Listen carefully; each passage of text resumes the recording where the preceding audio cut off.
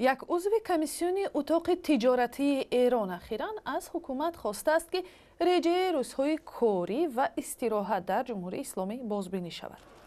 پیشنهاد این است که روزهای کاری ساکنان تغییر یافته از یک شنبه تا پنج شنبه را تشکیل دهد. حالا اداره های دولتی در ایران از روز شنبه تا چهارشنبه کار میکنند و روزهای پنج شنبه و جمعه استراحت دارند.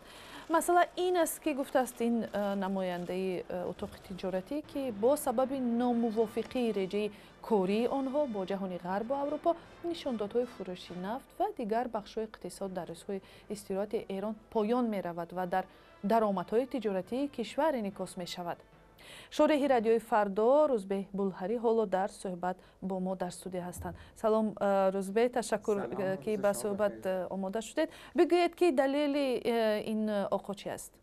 دلیلی که آقای علیرضا خائف عضو کمیسیون گردشگری اتاق بازرگانی تهران مطرح کرده دو وجه داره. وجهش در مورد گردشگری در داخل خود ایران هست، توریسم در داخل ایران هست که گفته میشه ایشون گفته اگر 2 روز تعطیل باشه مردم فرصت بیشتری دارن برای گردش. دلیل دوم که دلیل مهمتری هست برمیگرده به ارتباطی که ایران در حال حاضر با جهان خارج داره.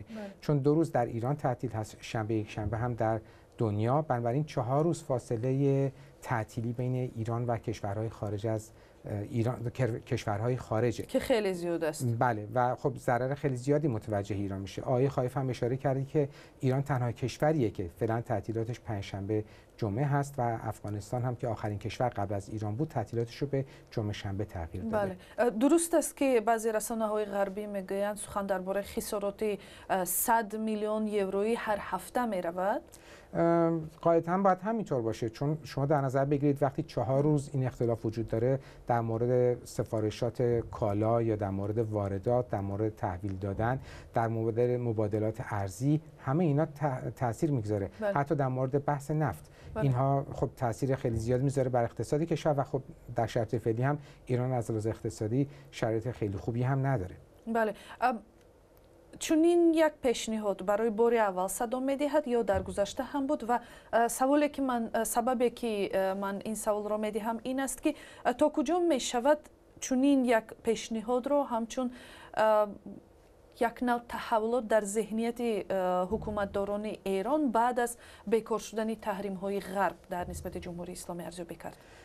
این نخستین بار نیست. حداقل من به واسطه اینکه پدرم در شرکت ملی نفت ایران مشغول به کار بود خاطرم هست که در دهه 80 میلادی هم شرکت نفت چنین پیشنهادی مطرح شد و به بالا هم ارائه کردن، یعنی به مقامات مسئول، ولی رد شد به خاطر اینکه خب به هر حال جمعه چون روز تعطیلی هست و گفته بودن که چرا ما جمعه شنبه رو تعطیل کنیم، شنبه تعطیلی یهودیان هست و شبیه این. در اون موقع خب خیلی شرایط سخت‌تر بود از لحاظ اقتصادی، از لحاظ سیاسی خیلی و حتی فرهنگی بسته‌تر بود. به همین خاطر مخالفت شد. حالا اگه از دهه 80 به این ور چنین پیشنهادی مطرح شده من در جریان نیستم. اما اینکه در مورد ذهنیت مقام‌های ایرانی میگید، به نظر من خب این یک نوع تلاش هست برای اینکه تغییراتی در داخل کشور صورت بگیره. چون وقتی که این پیشنهاد مطرح میشه به خصوص در جهت ارتباط با شرکت‌های خارجی هست، کمپانی‌های خارجی و همینطور خب به سود سرمایه‌داری در داخل ایران هست، شرکت‌هایی که در ایران سعی دارند ارتباط برقرار بکنند با جهان خارج. بله.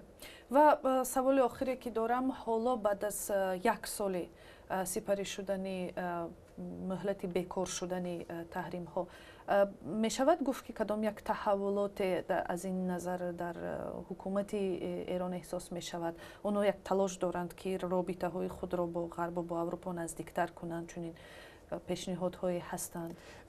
به نظر می رسید که دولت حسن روحانی و حامیان اون چنین قصدی رو دارند.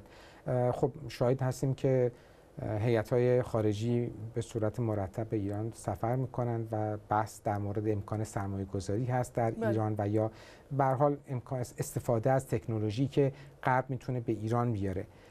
ولی در عمل هنوز این کار صورت نگرفته، چون هنوز موانعی وجود داره. حتی آقای ظریف فکر می‌کنم 2 هفته پیش موانع داخلی از بحث بانک‌ها انتقاد کرد، شرایطی الان بانک‌های خارجی دارن، هنوز امکان انتقال ارز وجود نداره در برخی از موارد و خب هنوز برخی از تحریم‌ها علیه ایران وجود داره، ضمن که در داخل هم موانعی وجود داره. خب آقای آیت الله خامنه‌ای رهبر جمهوری اسلامی و هواداران اون بخش تندرو در داخل ایران با ادغام ایران در اقتصاد جهانی به شدت مخالفن. آقای خامنه‌ای هولوش 4 روز پیش در مراسم سالگرد درگذشت بنیانگذار جمهوری اسلامی ایران آیت الله خمینی به صراحت به همین موضوع اشاره کرد. بحث ادغام هنوز از سوی رهبر جمهوری اسلامی ایران پذیرفته نشده. بله، تشکر به شما. هم صحبت ما شارح رادیو فردا روزبه بلهری بودند.